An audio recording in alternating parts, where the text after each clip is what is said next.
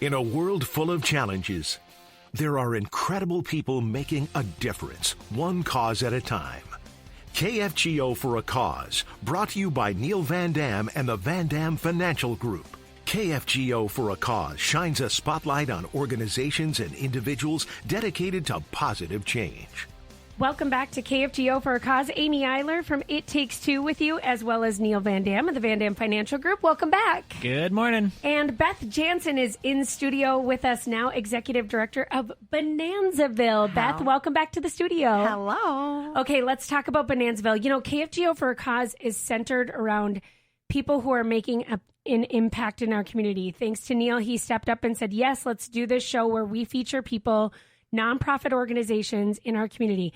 I don't know that many people think of Bonanzaville as a nonprofit. Probably not. Museums are not often thought of nonprofit organizations because we charge admission. I mean, yes. But our admissions, everything we do to create income over at Bonanzaville accounts for about a third of what it costs to run in Bonanzaville. Okay, let's talk about the background of Bonanzaville, other than being a local hotspot of school field trips. Okay, so that's an important piece too.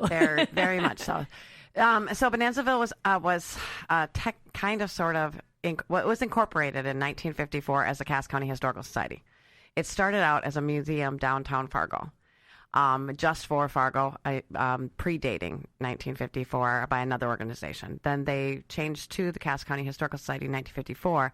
And then in 1963, so you're talking like 8 years later, the land was donated by the fairgrounds that we sit on today. That is the Pioneer Village, Bonanzaville. And so we opened in 1967. This is our 58th season as Bonanzaville. We opened in 1967 with 17 buildings. We now have 41 buildings. And these are buildings that are relevant to Cass County. They're relevant to Cass County and the region. So like we have the first house. Yep, we have Fargo's first house that used to be at Island Park. That's where it used to sit. And then it was moved to downtown Fargo, and then eventually came to Bonanzaville. We also have representation from Kindred. Our Haberstead cabin is from Kindred. We've got Hunter. We've got the Hunter Times, as well as the Houston Mansion are both from Hunter. We've got the Brass Rail Saloon, which is from Page, North Dakota. And the list kind of goes on and on, basically. Yeah. So how do you decide on what to focus on? I mean, I'm sure it just takes a lot of, it's like, that's the $1 million question, right? We're focused on everything all at once. Our mission is to educate the community in regards to Cass County. So we focus first on Cass County. Does an item come in, or does a building come in from Cass County, and what does its history look like? Yeah. And then we go to the region. So, this region basically in and about Cass County, and then the state, and then focus on the state. So we can go. Anything that happens in Cass County is obviously our first priority. Things that occurred here, the settlement of the railroad coming through, all of that is our first priority. But then we do spread it out a little bit as well. Now, other than just buildings, you guys also feature exhibits within your main building, and those change. Yes, so we have a permanent exhibit space that has 3 exhibits. Right now, I am so excited. We are all so excited because 2 of the 3 exhibits in our permanent exhibit space are being redone right now by NDSU students. They will be opening next weekend. And seriously. And that is a exhibit on the founding of Fargo. Opened this weekend. Nope, next weekend. Sorry. Let's say this weekend because I'm gonna run it next weekend. Yes, so 10th. Yep. Yeah. Opening on the 10th this weekend. So that, and like I said, that's permanent. That will be permanent. Those exhibits could permanent meaning maybe 10 years. Let's talk about them. What do they entail? Okay, so the first exhibit is on the railroad coming into Fargo. So basically, Fargo-Moorhead was started because of the railroad. I mean, we all kind of know this. It also had a lot of its history through the Red River because transportation. But the railroad really put us on the map. They actually used to call it the Gateway City. Fargo used to be called the Gateway City because it was a gateway to the west. And when did we get the name Fargo? Date-wise, it's named after a man. That was a pop quiz. 1869. Okay. 1869, we were Fargo by 1869. Okay. So we were started by the railroad. So the first exhibit the second exhibit in there. It starts with our Indigenous history. That is an exhibit we have had for a long time, but it will be seeing us facelift next fall. And then we walk into the railroad's impact on the Fargo community and what happened to that, and what created Fargo from the tent cities into the busy metropolis that we have now. And then we move on to bonanza farming, which is really it was very important to this community. The railroads came in, and then the Homestead Act as well as the Railroad Act gave all this very cheap or free property, and we ended up with these very large farms for about 30 years. Okay, so that's the railroad, but you said 2 exhibits. Yep, bonanza farming is the second exhibit. Oh, farming. Yes, okay, so that's going to be it's all. Oh, that's going to be incredible. So it's you'll have to come and see it. You will have to come and see it. It's going to be, it's just going to be amazing. And then we have our larger area is our rotating exhibit area, and those change out roughly every 2 years, dependent upon. What's featured now? This year, what's in it already, or what are we adding? Yeah, what's in it now? Well, what's in it right now is an exhibit on the Korean War, North Dakota's participation in the Korean War, snacking, which we always kind of throw a fun one in there. I loved that one, and I remember when you did it, we were all excited about that one. Peggy Lee, did I mention that? Peggy no, Lee not from yet. Valley City, yes. So it's a pop culture exhibit. And then we have an oil industry exhibit. And new this year is an exhibit on women pioneering in North Dakota. So what's your relationship like with other historical societies around North Dakota? Like, are you guys all working together all the time? So there's some organizations that do work together. We work with our partners here in the community. For example, Fargo Air Museum had our Huey for last week, for Veterans Week, our Huey helicopter. So we would loan that to them. We do the same thing with the Clay County Historical Society, Cultural and Historical Society. Sorry, Marine. And loan things out and benefit from each other's resources and experience and things like that. Yeah, it takes a lot of.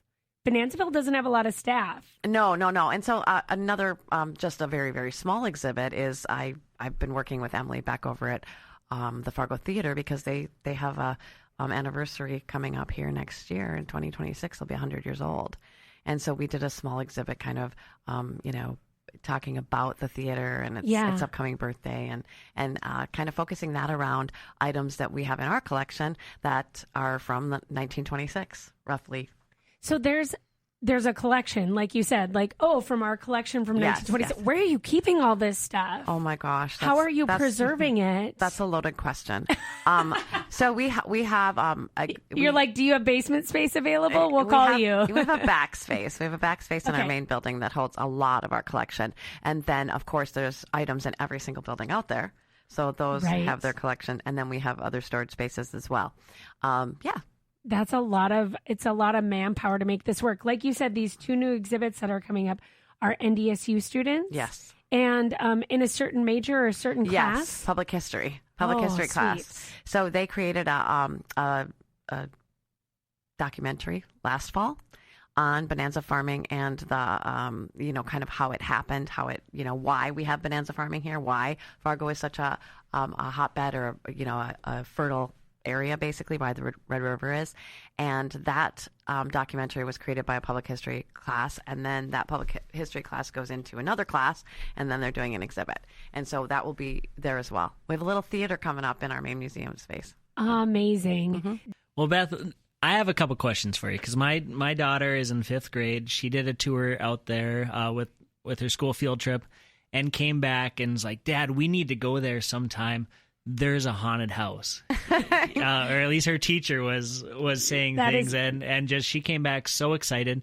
And shame on me, because I've lived here for going on 20 years now, and I've driven by it 100 times, and I honestly had no idea what Bonanzaville was. So can you tell me, 1, a little bit more about the haunted house, 2, can you just go anytime? I honestly don't know much about how to just show up. Okay, so we love that the kids are teaching the parents that we have haunted houses. We have multiple haunted houses, if you ask me.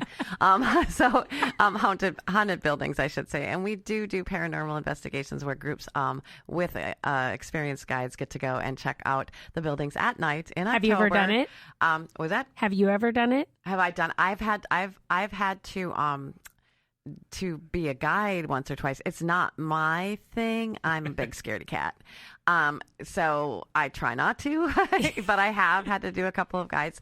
But it's, there's 460 to 500 tickets get sold for this every October. We do it on Fridays and Saturdays. We tour the buildings with the most activity. Which ones are the buildings with the most activity? It kind of changes every year. The Houston Mansion is probably what your child was talking about. The Houston Mansion was written up in the forum years ago in regards to being haunted. So that's probably the one that they're thinking about. And that does have a lot of activity, but so does the Brass Rail Hotel and Saloon. Is it is it the Houstons? We don't know who's there. I mean, nobody ever is like... Who do you think is there? Who do I think it's there? It could be David Houston. He did pass away in that house of hypothermia. Nothing awful. I've had staff report that they hear kids laughing right outside the house at night when they're closing up. I've heard people that have said we generally say goodbye or good night to whoever's in that house on our way out when we're locking up, and we've had responses from that and occasionally. Things like that. Heard feet walking upstairs when there's nobody else in the building. Just spooky stuff like that. So that's probably the most. Beth goes, there's not one person who works for us that hasn't had an experience, right? No, there hasn't been one person that works for us that hasn't. That just freaks me. I'm also a scaredy cat, so I'm out. I'm out on all of that. Yeah. But me too.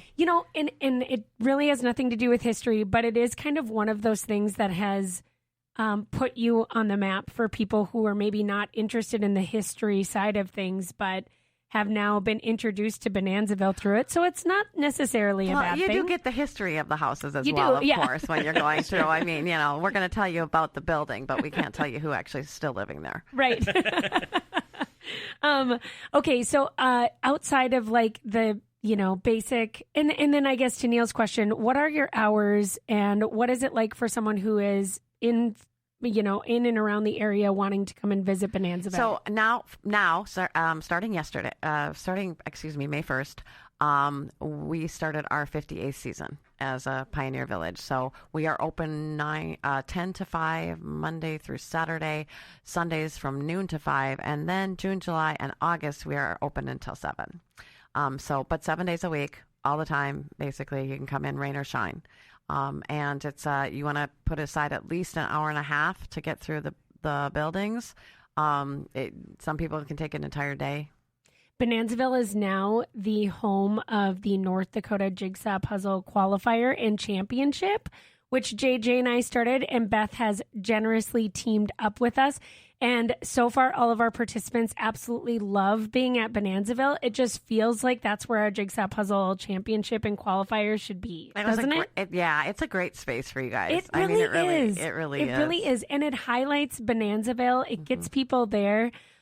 We have our championship coming up, which is all the qualifiers who qualified in the last 2 rounds of the Jigsaw Puzzle competition. So we are excited about that. That's coming up this summer, and we'll be at Bonanzaville. There's a beautiful space that people can rent that we use in that main building upstairs. And that's a gem as well in our community that not many people know about. No, we do have venue rental for weddings, parties, corporate events, those types of things as well. And no, a lot of people don't know about it because we had talked during the break about how short-staffed and Bonanzaville is, but it's not just Bonanzaville, it's all the nonprofits. I mean, that's not, we have a lot of things to take care of, and so we don't have the resources to basically push out we're this venue, but we do quite a few weddings and other types of parties all year long. I have been to a few weddings out there too. I forgot about that. Oh yeah, it's a one-stop shop for weddings. I mean, you could get married in the church and then walk down to your reception. I Not love to mention that. your guests can like walk through the village and while they have the spare time to, while Yeah. you're waiting for them, while your pictures are being taken or the food's coming or whatnot. It is a really neat space for that. You guys have also become the maybe we should just designate you as the headquarters for 4th of July activities for people in Cass County as well. Yeah, we have a big 4th of July celebration every year. It is sponsored by Jordan Custom Homes, and this year it is free to the public. Really? Yes, and all of the activities that are inside of it as well. Wow. Okay, tell us, for people who don't know. Because of a generous sponsorship. That's sweet. I love that. Okay, so tell people if they're going to come out for your 4th of July celebration, what's all there? So our 4th of July celebration is more like a hometown carnival. It's kind of like the hometown carnival type of an event. You can have the kids can go into bouncy houses. They can do pony rides, have a petting zoo.